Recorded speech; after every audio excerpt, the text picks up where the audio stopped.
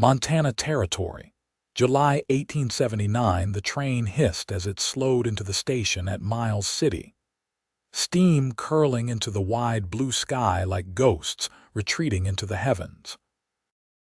Kendra Sutton stepped down onto the platform with her 6-year-old son's hand locked tight in hers, her other gripping a carpet bag worn at the corners. Her heart pounded behind her ribs like a warning drum, but she kept her back straight, eyes forward. This was the end of the line. Or maybe the start of something new. She had to believe that.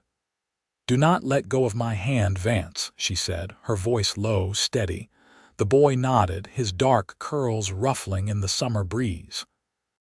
He clutched a small wooden horse in his other hand, carved by the only man who had ever been kind to them back in Kansas. But that man wasn't coming.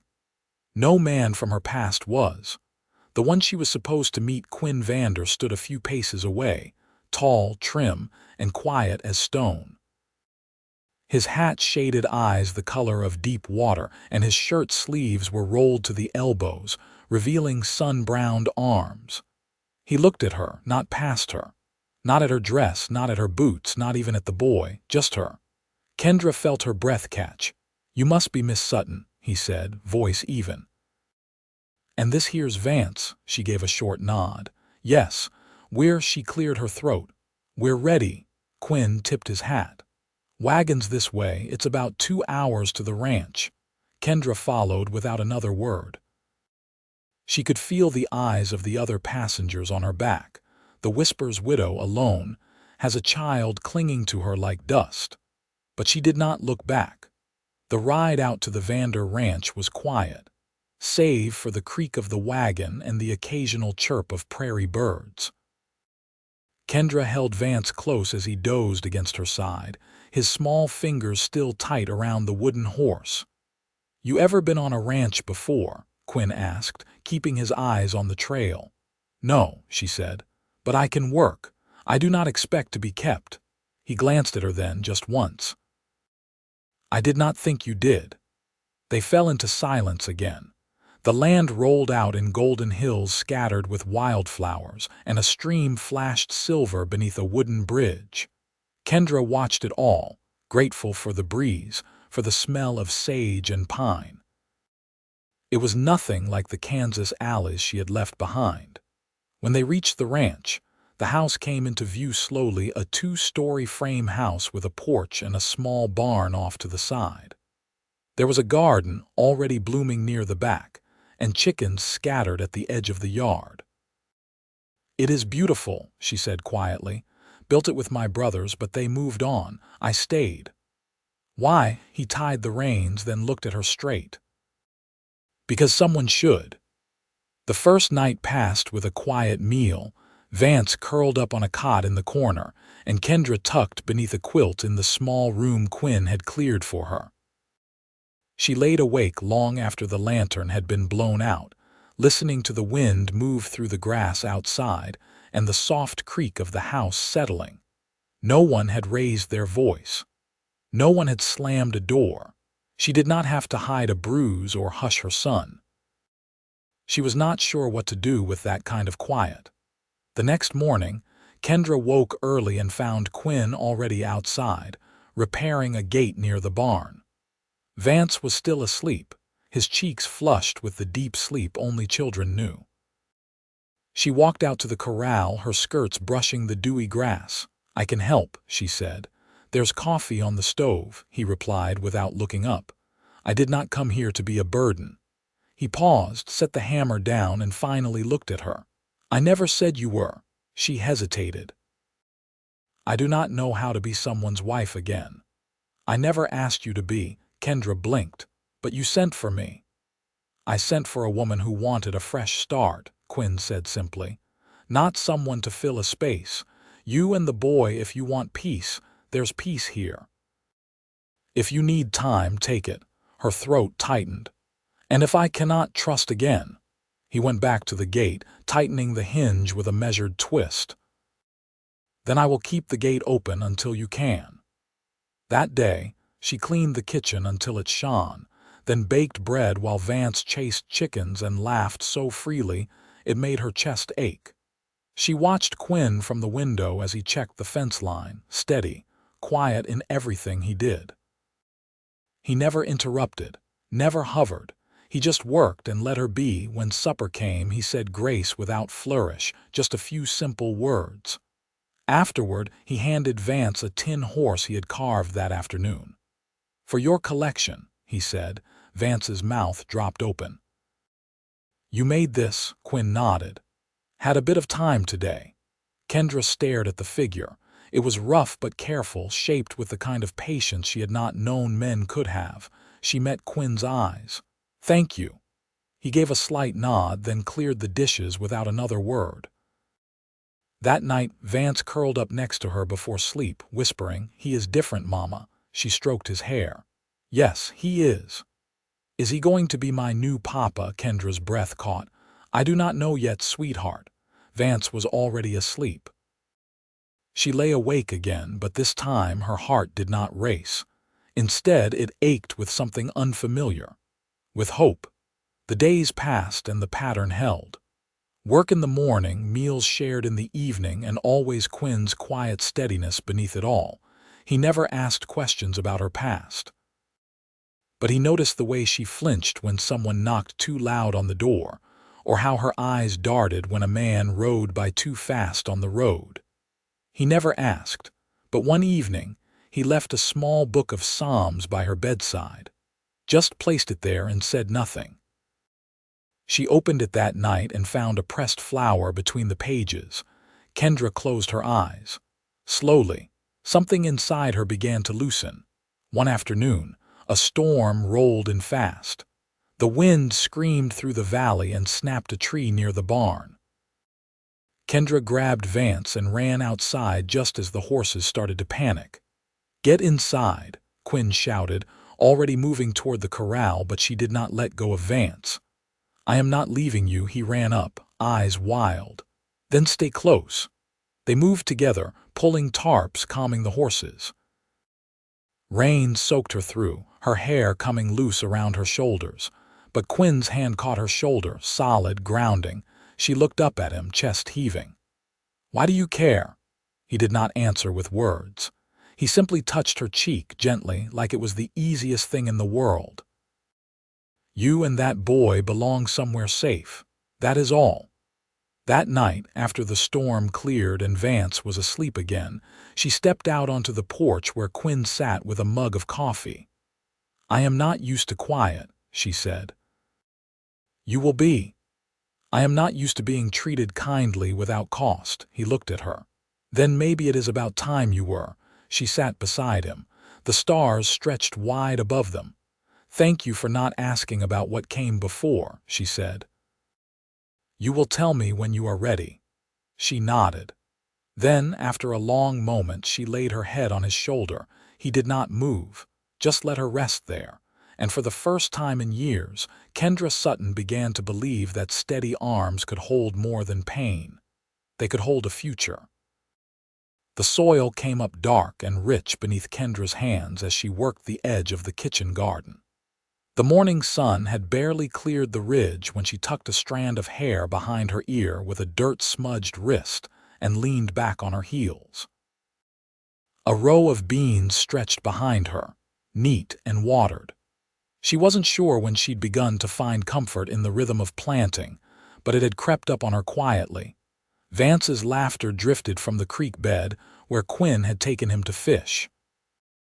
She could hear the boy's voice echo off the water, broken by the occasional low murmur of Quinn's reply. They'd been gone nearly an hour, and Kendra had resisted the urge to watch them from the porch.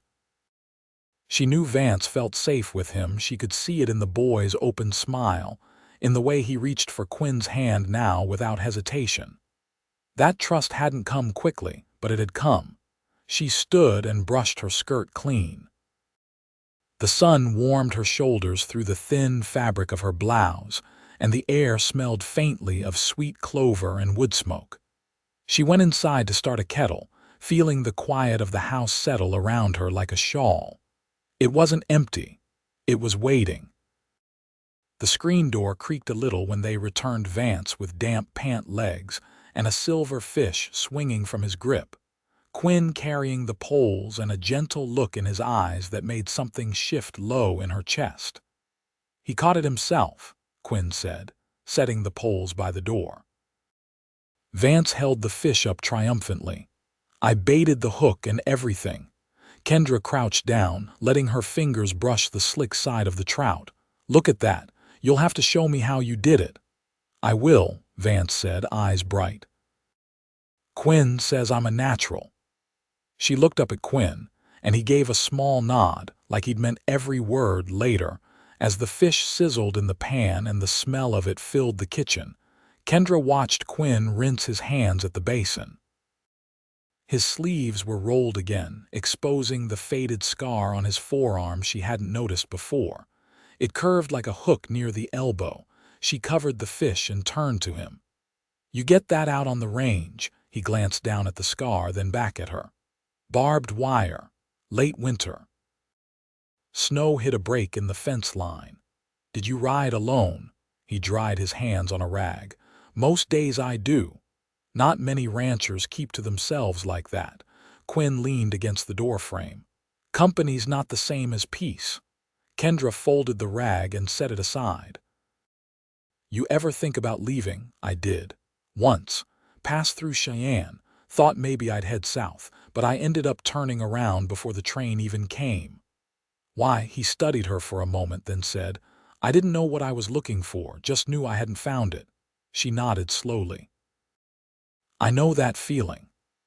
That evening, after Vance had gone to bed with grass-stained knees and stories of a spotted deer they'd startled near the creek, Kendra found herself on the porch again. The rocking chair creaked beneath her as she moved gently back and forth, hands folded in her lap. The moon hung low and yellow over the hills, casting long shadows across the fields. Quinn came out with 2 mugs. He handed her one without a word and sat on the top step, elbows resting on his knees. They sat like that for a while, the sound of crickets rising in the dark. "I used to think I'd grow old in Kansas," Kendra said finally, "that I'd never see anything past the edge of town." He turned his head slightly.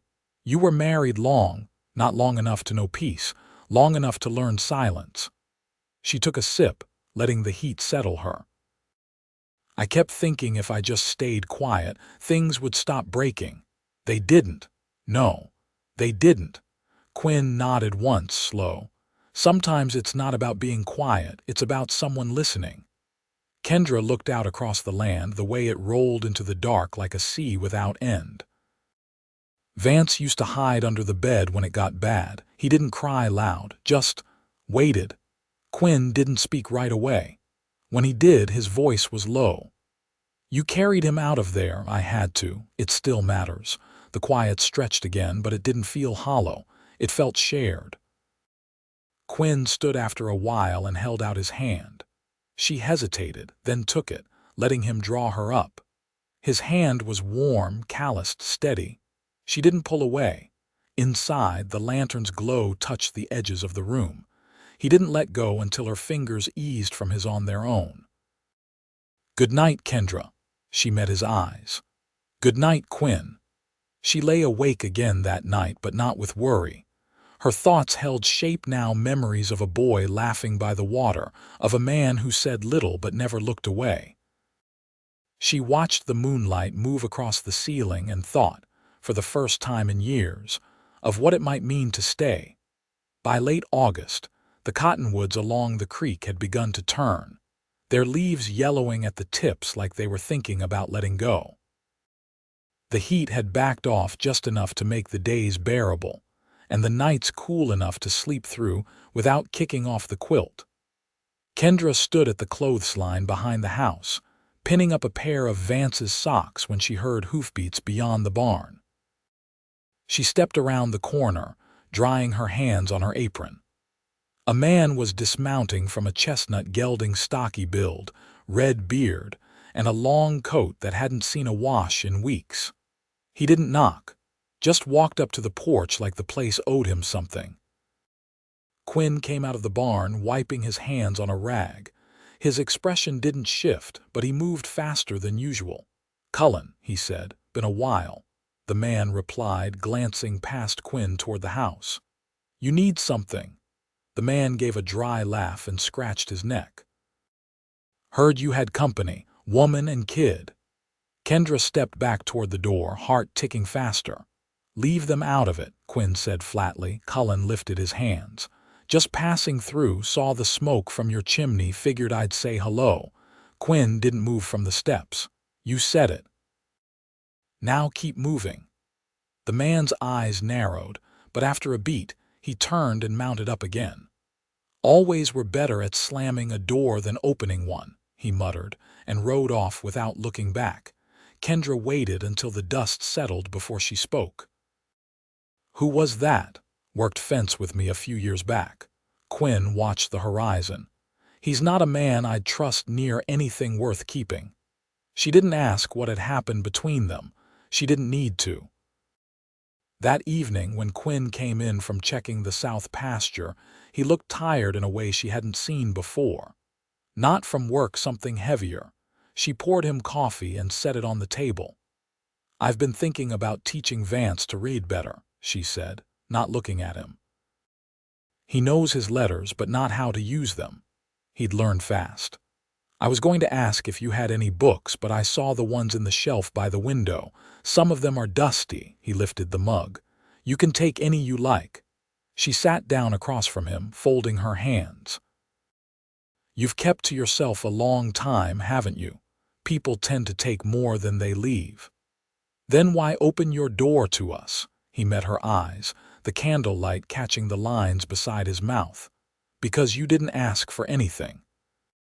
Just came with your boy and tried to make something good." Her chest tightened, but she nodded. "We're trying." "I know." He took a sip, then added, "That man today, he saw this place as something to lean on, not build with. I've had enough of those." Kendra stood and began clearing the dishes. Her hands moved carefully, listening to the quiet between them. "I made mistakes before," she said. "Trusted men who promised more than they ever meant to give. You don't need to explain." "I'm not explaining," she said, her voice firm. "I'm telling you because I want you to know it. I don't want to walk through this house like I'm waiting to be sent away." He stood slowly and moved beside her, taking a plate from her hands to dry it. "You're not going anywhere." She turned toward him, her breath shallow. "I'm starting to believe that." He didn't reach for her, didn't step closer, but his presence felt like solid ground beneath her feet. She set the last plate on the shelf and turned out the lamp. When she woke the next morning, the scent of cornmeal and browned butter greeted her from the kitchen. Vance was already at the table, legs swinging, talking about a hawk he'd seen near the barn. Quinn stood at the stove, flipping a cake onto a plate like it was something he'd done 100 times. "You're up early," she said, tying her braid back. "Thought I'd let you sleep." She moved to pour water into the wash basin, watching him over her shoulder. "You're full of surprises." He glanced at her, a faint smile in his eyes. "You haven't seen anything yet." After breakfast, they walked the boundary of the north field to check for signs of elk tracks. The grass was long there, swaying in soft waves, and Vance ran ahead with a stick, pretending it was a sword. Kendra stayed close to Quinn, their arms brushing now and then as they walked. "You miss them, your brothers?" she asked. "Some days. We were different men back then." "Families shift. Sometimes they break," he nodded. "Sometimes they grow in ways you don't expect." She looked up at him, the wind lifting her skirt, the sun warm on her back. "Do you know what you want, Quinn?" He stopped walking. "I want a home that doesn't feel like something I have to defend every hour. I want someone at the table who doesn't look like they're waiting for it to collapse. I want to build something that lasts." She studied his face, the lines earned from years of sun and silence. Then she reached for his hand and laced her fingers with his, slow and sure. "So do I." He didn't speak, just held her hand steady in his, the air around them quiet and full of promise. And for the first time she let herself lean. The morning haze still clung to the hills when Kendra stepped into the barn, the scent of hay and warm leather settling around her. Vance was with Ruth, the rancher's widow from the next homestead over, who'd offered to watch him while Kendra helped Quinn move the cattle from the lower pasture. It had taken her nearly a week to agree it wasn't in her nature to leave her son, even for a few hours, but Ruth had a gentle way about her. And Vance had taken to her stories about frontier birds and prairie medicine. Quinn was adjusting the cinch on his gelding when she entered. He turned, gave a single nod, then handed her the reins of a chestnut mare. "She's steady," he said, "not fast, but she listens." Kendra stroked the mare's neck. "What's her name, Hattie?" She looked up. "That was my grandmother's name." Quinn slid his gloves on. "Then she'll suit you fine." They rode out along the edge of the southern fence line, where the grass grew thick and the ground sloped gently toward the creek. The cattle were scattered in the low spots, clustered near the shade. The sun had yet to burn through the mist, and the land looked hushed, almost reverent. Kendra watched Quinn ahead of her, the way he rode with ease but checked over his shoulder now and then to make sure she was keeping pace. She didn't need help, but the gesture, quiet, thoughtful, wasn't lost on her. They herded the cattle slowly, keeping them close to the fence line, letting the animals set their own pace. Dust rose in low clouds beneath their hooves. "How long have you had this land?" she asked, drawing up beside him. "Bought it 12 years ago. Took 2 more to clear and fence it. My brothers helped build the barn, but I dug the well alone." She glanced at him. "That kind of work leaves a mark." He adjusted his hat against the light. "It shapes a man. Doesn't have to harden him." They rode in silence after that, listening to the low calls of the cattle and the rustling grass. When they reached the gate near the bluff, they dismounted to rest the horses. Kendra leaned on the fence rail, watching a hawk circle far above. "I've never seen land hold so still. In Kansas, the wind never stops moving." "Stillness doesn't mean nothing's happening," Quinn said, tying off the gate. "Sometimes it's when things settle that you finally see what's growing." She turned toward him. "You always speak like that." "Thoughtful and slow," he gave a quiet laugh. "You'd rather I talk just to fill the air." "No," she said, shaking her head. "I've had enough of that kind of noise." They walked the horses along the edge of the bluff, the sky broad and clean above them. A pair of antelope darted through the grass below, their movements swift and sure. "Ruth told me you once tried to raise sheep," Kendra said. Quinn glanced over, surprised. "Didn't last 6 months. Coyotes got most of them." "I buried more than I sold." "What made you try in the first place?" "I thought maybe it'd be easier than cattle. I was wrong." She smiled faintly. "I once tried to sew dresses for a living, didn't sell a single one." He looked at her sideways. "Why not? They were crooked." "And I only knew 2 stitches. Still tried." She nodded. "Still failed. But you're here now." She stopped walking. "I don't know if I'm ready to be part of something again, a home, a man, even one like you." Quinn held the reins loose in his hand. "I'm not asking for everything at once. I'm asking if you'll stay long enough to see if it could be good." She looked up into his face at the quiet steadiness there and found no demand, no pressure, just the same patience he'd shown since the day she stepped off the train. "I can do that," she said. "I can stay." They didn't touch. They didn't have to. The air between them had shifted, and it was enough.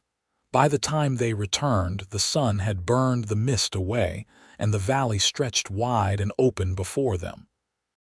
Ruth was sitting on the porch with Vance curled beside her, his cheeks pink from the sun and his hands full of small river stones.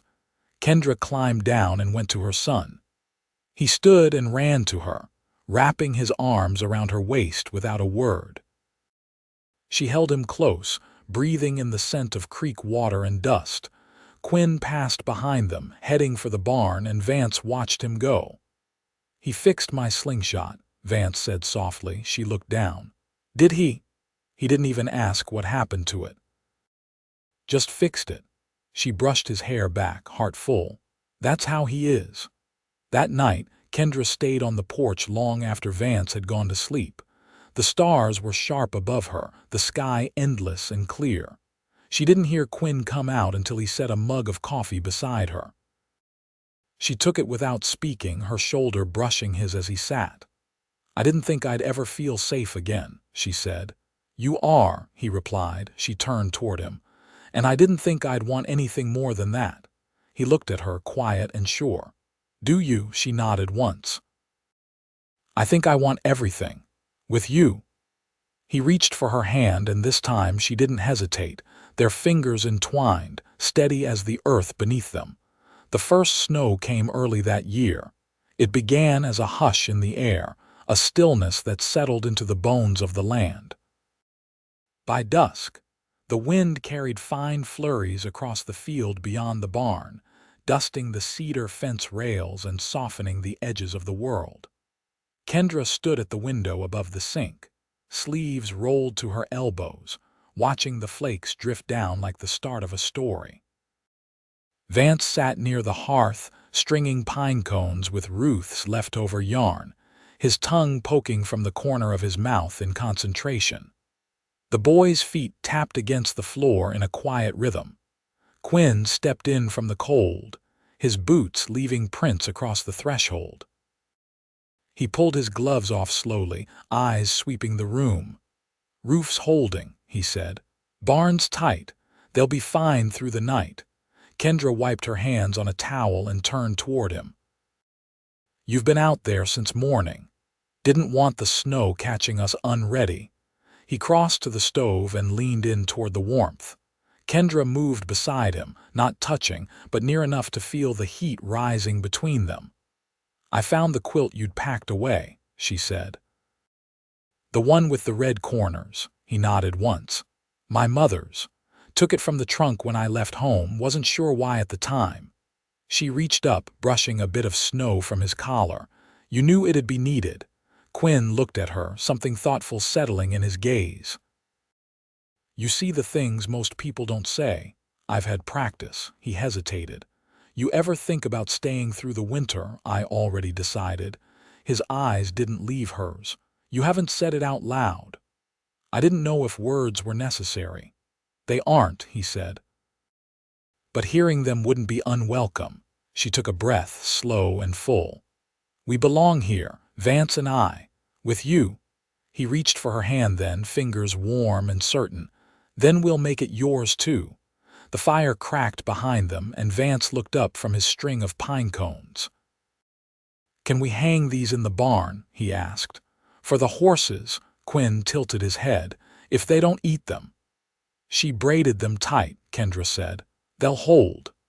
The three of them walked out into the dark together, lantern swinging from Quinn's hand, flakes swirling in the golden light. Inside the barn, the horses shifted in their stalls, quiet and content. Kendra hung the garland over the center beam while Vance beamed, his cheeks red from cold. Quinn watched them both, leaning on the stall door. "Didn't know a barn could look like Christmas." Kendra met his eyes over the horse's back. "It's not the barn, it's the people in it." That night, after Vance was asleep beneath the red-cornered quilt, Kendra sat at the end of the bed beside him, smoothing the boy's hair away from his brow. Quinn stood in the doorway, arms crossed lightly, watching the scene without interrupting. "He's not afraid of the dark anymore," she said softly. "He doesn't have a reason to be." She stood and joined Quinn in the hall, leaving the lantern low. They walked down to the main room, where the fire had burned low but not out. The house was warm, not just from the heat of the hearth, but from something that had taken root between them over long days and quiet nights. Quinn took her hand again, guiding her to the chair nearest the fire. "I've been building this place for so long," he said. "Didn't realize how empty it still was until you filled it." She reached for the edge of his sleeve, her fingers curling gently there. "I never thought peace would come quiet." But it did. He bent slightly, pressing a kiss to her forehead, then to her mouth, slow, deep, and sure. She rose into it, hands at his chest, and the warmth between them bloomed like spring beneath the snow. When they parted, she didn't step away. "I want to marry you," he said. She laughed, soft and full. "You're not supposed to ask like that. I'm not asking, I'm telling you what I want. I want it too." They stood there in the firelight, hands clasped, the storm outside wrapping the house in its hush. Nothing urgent, nothing rushed. Just the rightness of it all, earned and whole. They married a week later, in the small church near the East Road, with Ruth and her son as witnesses.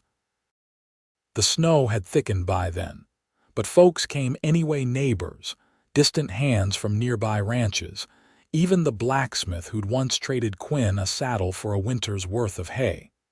Vance stood proudly beside them, chin up, his boots polished and his curls combed flat for the first time in weeks.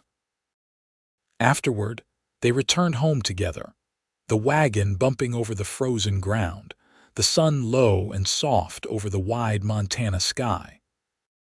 That night, after the guests were gone and the fire had burned to coals, Kendra stood at the window once more, watching the snow fall over the land that no longer felt strange. Quinn came up behind her, arms sliding around her waist, chin resting near her shoulder. "This is our home," he said. She leaned back against him, "and it will stay that way." Years passed. The creek ran high in spring. The garden grew fuller each season. Vance outgrew his boots twice in 1 year, then began helping Quinn with branding in the summers and reading aloud from the books Kendra kept on the shelf.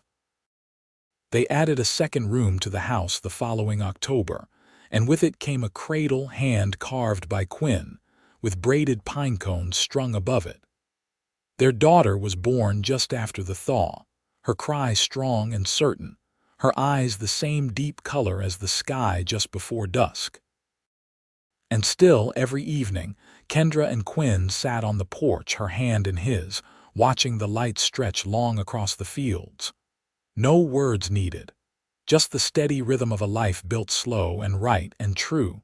Nothing was forgotten, nothing was rushed, everything was earned. And in that quiet, enduring way, they lived a family whole.